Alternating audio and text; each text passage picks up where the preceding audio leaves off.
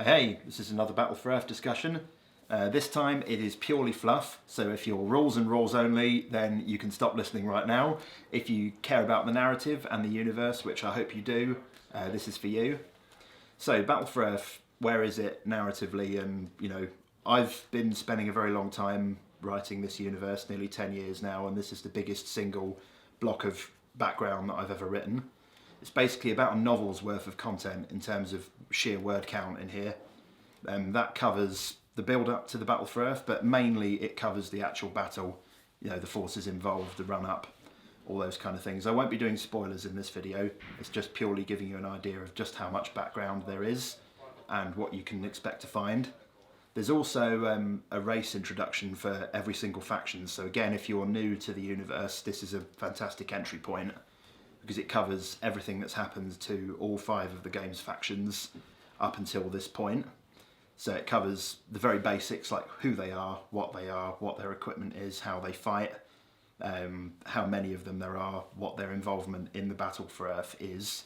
So there's all of that background. You don't need to own any previous books in order to get into the universe in this book. But beyond that, there's all the Battle for Earth content, which is an enormous biblical scale battle, the biggest battle that there's ever been ever in human history, and that's the main focus of the book. Literally millions and millions of troops dropping, fighting 100 million Scourge troops on the ground. It's some serious numbers. 1,000 capital ships for the UCM and other factions that are involved. Again, nearly spoiled there, but I avoided it. The PHR and the Shaltari are obviously very much involved, as much as the Scourge, of course, who are currently in possession of Earth. For those of you who don't know anything at all about the background, essentially the Scourge captured Earth and all of humanity's best planets about 200 years before present day, which is 2673, January the 1st. So Earth has been lost for a long time and has been way out of reach for mankind to recapture. The UCM spent 200 years licking its wounds and building up in the frontier colonies, and about 3 years before the Battle for Earth launched the Reconquest, which is a major invasion to recapture all their primary best planets from the Scourge. And they've been doing an okay job at that, and it's been taking them a long time to slowly capture their way back towards Earth, but Earth has been way out of reach for a long time because it's the most heavily occupied Scourge planet with way too many things to even think about attacking. Certain things happen in the narrative in Battle for Earth that basically give them a window of opportunity to, like, do or die. This is, do we go for Earth now, or do we potentially have to wait for another decade? So they take the risk and go. That's not a big spoiler because it's the Battle for Earth and it's kind of obvious that they do attack.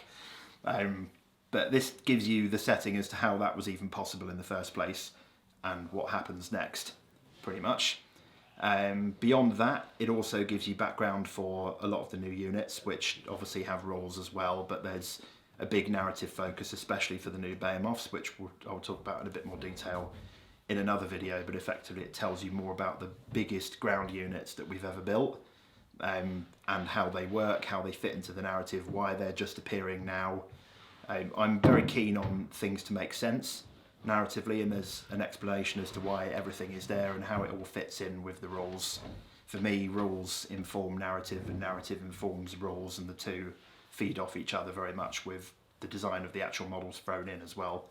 So something that I juggle around. So that gives you a broad idea of all the background that's in the book. It's very heavily background focused. Over half the book is background, and also beautiful artwork to go with it. We've got, I don't know the exact number, but I think it's way north of 200-ish pieces of artwork in this book.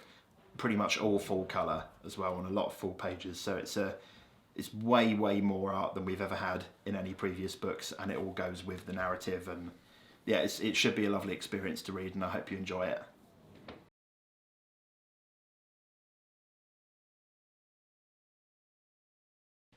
Alright, good work, Dave. Shackles back on, please. Ready?